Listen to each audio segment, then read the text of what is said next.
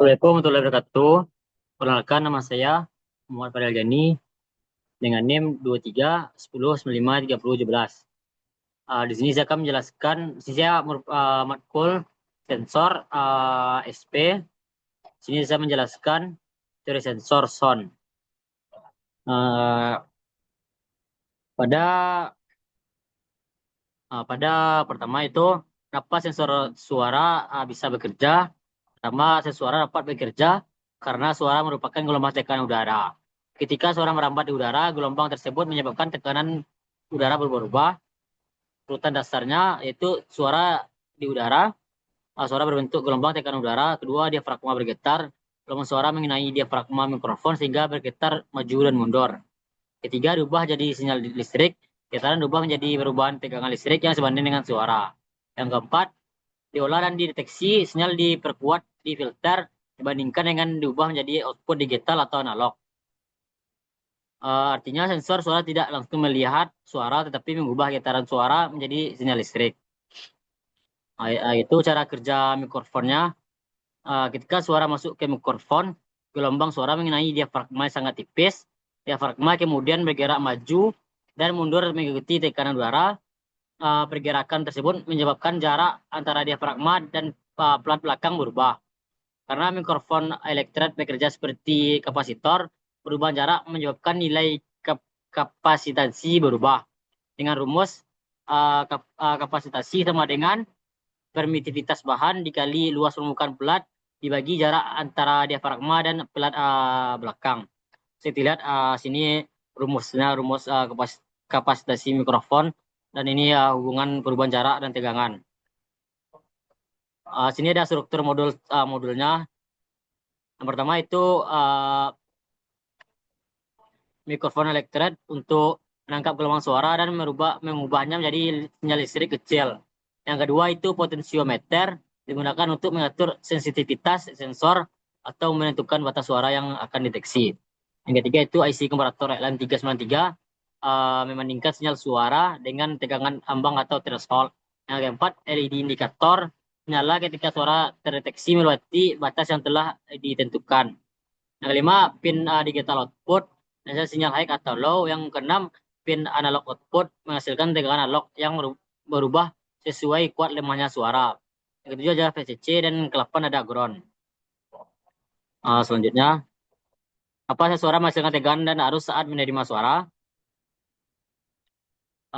Ketika suara datang, tekanan udara menyebabkan diafragma mikrofon bergetar. Getaran tersebut mengubah jarak antara bagian di dalam mikrofon karena mikrofon memiliki sifat kapasitif. Perubahan jarak menyebabkan kapasitansi berubah. Perubahan kapasitansi tersebut uh, menyebabkan perubahan muatan listrik dan tegangan. Secara umum, hubungan arus dan kapasitansi dapat dijelaskan dengan rumus ini.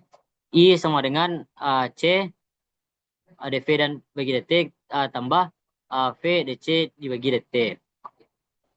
Artinya ketika tegangan atau kapasitansi berubah secara waktu, maka dapat muncul arus listrik. Jadi prosesnya adalah seperti ini, suara, tekanan udara berubah, diafragma bergetar, kapasitansi berubah, dengan berubah, arus mengalir dan sinyal listrik berbentuk. Selanjutnya itu cara kerja sensor dalam sirkuit. Pada rangkaian mikrofon pertama-tama menerima satu daya FCC dan ground. Sinyal listrik kecil dari mikrofon kemudian masuk ke rangkaian kondisi sinyal. Kapasitor digunakan untuk membantu memisahkan komponen DC dan melewatkan perubahan sinyal AC yang berasal dari suara. Setelah itu sinyal suara masuk ke IC LM393 di mana input positif menerima sinyal suara, input negatif menerima tegangan perbandingan atau threshold. Tegangan threshold ini diatur menggunakan potensiometer. Kemudian LM ini membandingkan keduanya. Tegangan suara besar pada tegangan threshold. Maka digital output high, artinya suara terdeteksi. Jika tegangan suara kecil dari tegangan threshold, maka digital output low, atau belum batas terdeteksi.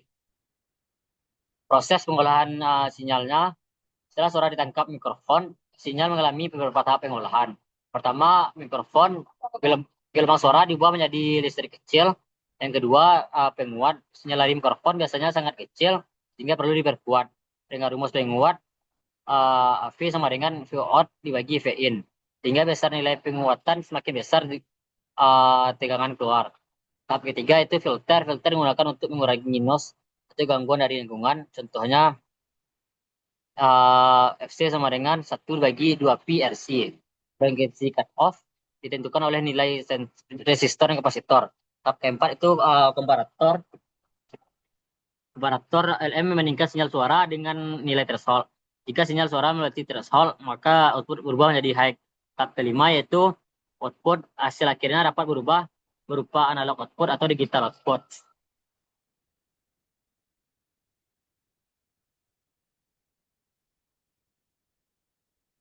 Dan lanjut, ada rumus pentingnya untuk mencari kapasitas mikrofon, kapasitor, dan hukum ohm, penguatan, dan frekuensi.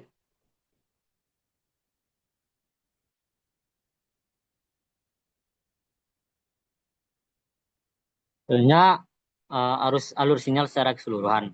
Pertama, urutan kerja sensor suara dari kiri ke kanan adalah gelombang suara menjadi diafragma mikrofon bergetar, menjadi perubahan kapasitansi atau perubahan listrik, kemudian tegangan AC terbentuk, sinyal berkuat oleh di filter, sinyal dibandingkan dengan threshold, dan menghasilkan output analog atau digital dan dibaca oleh mikrokontroler.